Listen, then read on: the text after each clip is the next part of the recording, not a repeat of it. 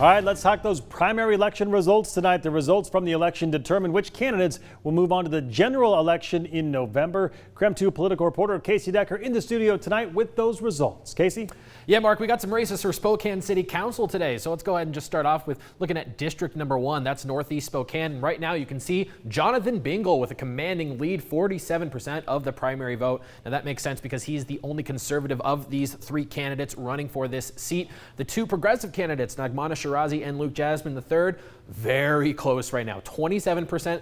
26%. I don't know if you probably can't see it on the screen here, but this is fewer than 50 votes dividing these two candidates. So still too close to call this race. It'll be interesting to see which progressive moves on to face Bingle in the general. It's important to note that just because he has such a commanding lead right now does not guarantee that he will win in the general.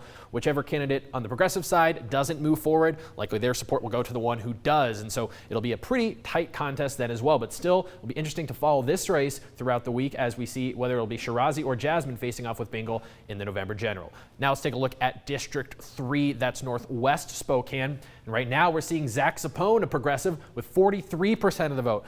That's a pretty impressive performance from him, considering there were several other candidates with a lot of strong campaign support, including Mike Lish coming in second right now. He had tens of thousands of dollars spent on his behalf by the Realtors PAC, which typically is right-leaning, as is Mike Lish. After him, we have Karen Kearney. This one's kind of interesting because she really was completely self-funded, didn't have a lot of real establishment or any other kind of political support. And then down in fourth place, we have Lou Hill, who actually had quite a bit of grassroots support, a lot of donors, but still coming in fourth place right now. She was one of the other progressive candidates, along with ZAPPONE, who's looking like a favorite to move on. Right now, it's looking like it's definitely going to be ZAPPONE and Lish moving on to the general election. We can actually look at one more slide here as well, because there was a fifth candidate for this race. His name is Christopher Savage. Only 431 votes for him, though, so he will not be moving on. Now, you might also be wondering, Mark, about Position 2, District 2, that's the South Hill, kind of where we are here at the station.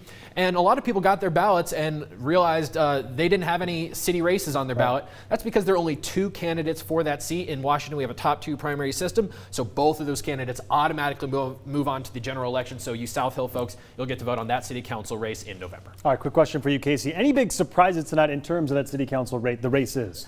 To me, the biggest surprise was the outcome of that Position 3 election. I wasn't expecting ZAPPONE to be quite that dominant. He had a very strong campaign, but the fact that Lou Hill is all the way down there in fourth place, she actually had more individual donors than any other candidate for any race. And so the fact that she only got about 12% of the vote was very surprising to me. The fact that Karen Kearney got about 12% of the vote, despite having very little support in terms of money and things like that, was pretty surprising to me. But ZAPPONE, he had a lot of support from local unions. He had a very well-run campaign, and so not a huge shock that he's doing so well, but it'll be interesting to see how he faces off against Lish in November. And we'll really be interested to see what happens with that District 1 race, whether it'll be Luke Jasmine or Nagmana Shirazi. Yeah, we'll keep you posted on that one. Okay, let's move on to Spokane Public Schools, the largest school district in our area. Two positions up for grabs for school board. How'd those races shake out tonight? Yeah, well, let's take a look at them right now. You can see here in Position 3, now 8 candidates ran for Position 3, but really 2 of them just clear-cut winners in this election right now, Melissa Bedford and Daryl Gefkin. Interestingly, both of these folks have doctorates in education, but they're not very similar politically, even though their resumes are kind of similar. Bedford is more left-leaning, Gefkin is more right-leaning, so that will be an interesting showdown going into November. We can go ahead and look at the next page of this graphic here, and you can see really the 6 other candidates. A lot of these folks, by the way, they dropped out or they didn't really have real campaigns at all. They just kind of put their name down and then really didn't do anything to actually run for the seat. So none of these folks really making a meaningful impact on this election. Really Bedford and Gefkin going into November. Now the other position, a much tighter race. We actually have 4 candidates that have pretty impressive showings right now. KATA Dean is the leading conservative candidate. She right now is leading with 31% of the votes, so you can pretty much expect that she will be likely to move on to the general. And then Riley Smith, the progressive candidate who had raised the most money, so not a huge shock to see him up there in second place with 24% of the vote. But this is what I'm surprised by. Colzine Fairley did not have a lot of money raised, just a couple $100, and she didn't have a lot of significant endorsements either, but right now she is beating out Rihanna Metu. He's down there in fourth place despite the fact that he said that he had the endorsements of the teachers unions, which is usually, you know, a pretty strong, important endorsement when you're running for school board. So the fact that Ametu right now sitting in fourth place, that one is surprising. But it'll be interesting to see Dean versus Smith when we move on to the general election. All right, we know these are just the initial returns. You know, they came out shortly after 8 o'clock tonight. Do we expect any of these results to change over time?